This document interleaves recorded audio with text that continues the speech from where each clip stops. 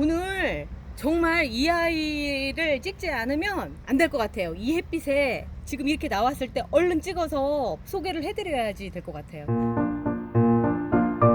엘레강스 선라이즈라고 하는 아이인데요. 이 아이가 처음에 왔을 때 꽃이 피어 있었어요. 그냥 한 대가 쭉 올라와서 피어 있는 아이가 지고 자르고 그리고 나서 새로 핀 겁니다. 그렇게 돼서 됐는데 이 꽃대 수 보세요. 꽃대가 총 6개, 아니야 잠깐만 5개가 올라왔죠. 5개가 올라왔고 꽃이 폈고 그 사이에 지금 하나는 져가고 있는 상황인데 그래도 다른 아이들이 계속 펴서 제가 처음 시도하고 두 번째 시도하고 할 때보다 얘가 한 3배 정도 꽃이 많아진 거예요. 엘레강스 선라이즈의 가장 특징이라고 한다면 색깔이죠. 흔히 볼 수 없는 색깔이죠. 핑크인데 코럴에 가까운 핑크, 그러니까 붉은색에 오렌지색이 조금 섞인 그런 핑크색을 갖고 있는 게 엘레강스 선라이즈의 가장 그 특징이고요. 리갈 아이들 중에 보면은 보통 흰색이라든가 이제 자주색 아이들은 많이 보이는데 이 색은 그렇게 흔하지가 않아요. 이제 엘레강스 팬케하고 이 색깔이 가장 특징 있는 색깔 중에 하나거든요. 그런데 얘 이름이 선라이즈잖아요. 그 이유가 뭘까 제가 내내 생각을 했었었는데 보면서 누가 그 얘기를 하더라고요. 이 가운데 보면 빨간색 점이 있잖아요. 이 빨간색 점이 마치 해가 뜨는 것처럼 보이기 때문에 선라이즈라고 하지 않았을까라는 생각이 들고, 또 하나는 이게 딱 2개예요. 그러니까 2개의 태양이 뜨는 그런 형태를 갖고 있어요. 그리고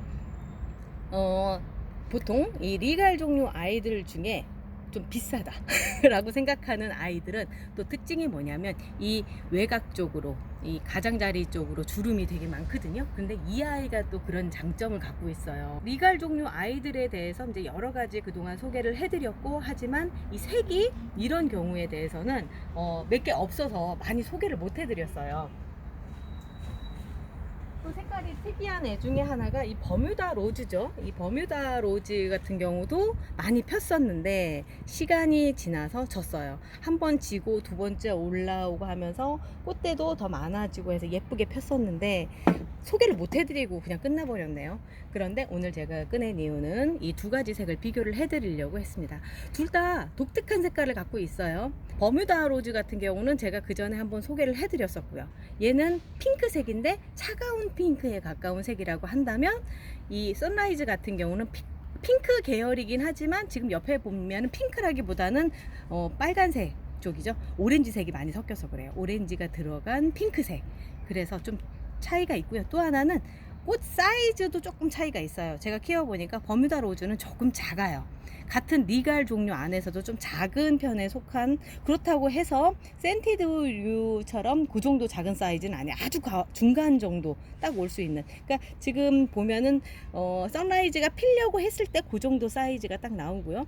그리고 나서 선라이즈 같은 경우 활짝 폈을 때는 사이즈가 한 5cm 이상 되죠. 5cm, 6cm 정도 되는 그 정도의 사이즈를 갖고 있는 꽃이 또 선라이즈겠죠.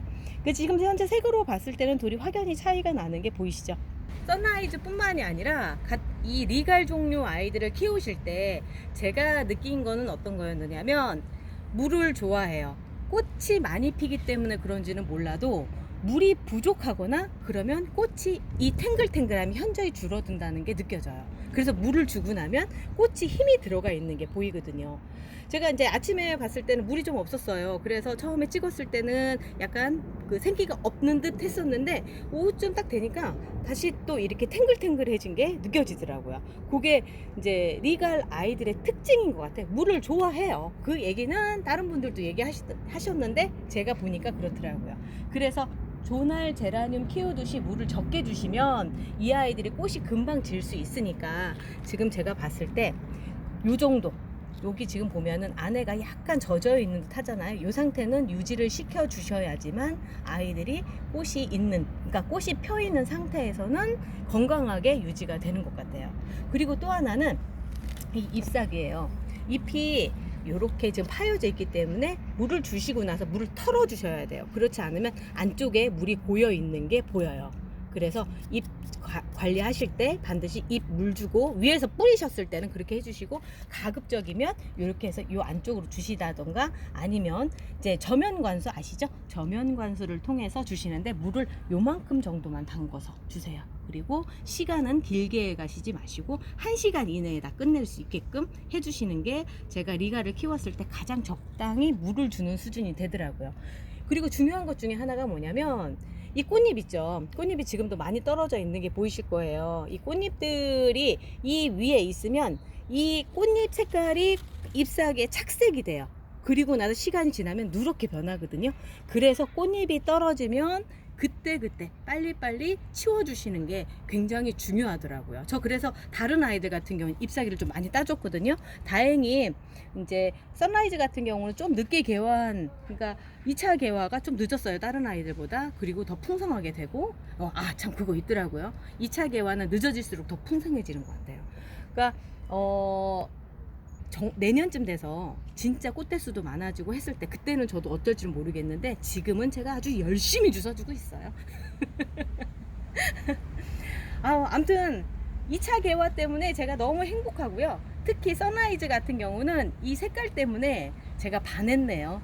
저희 아저씨가 지나가다가 이 꽃 뭐냐고, 너무 이쁘다고, 그래서 제가 카메라를 켰거든요. 진짜 너무 예뻐서 지나가는 사람들도 얘 뭐냐고 꼭 물어보는 꽃이 이 꽃이었어요. 같이 보신 분들도 많이 즐겨주시고요. 우리 여름 동안에 조금 이렇게 꽃보고 싶고 막 이렇게 심심하실 때마다 제 거 유튜브 보시면서 만족하시면 저도 행복할 것 같아요. 오늘은 여기까지 하고요. 다음에 더 예쁘게 꽃 피는 거 있으면 다시 영상 준비해서 올게요. 감사합니다.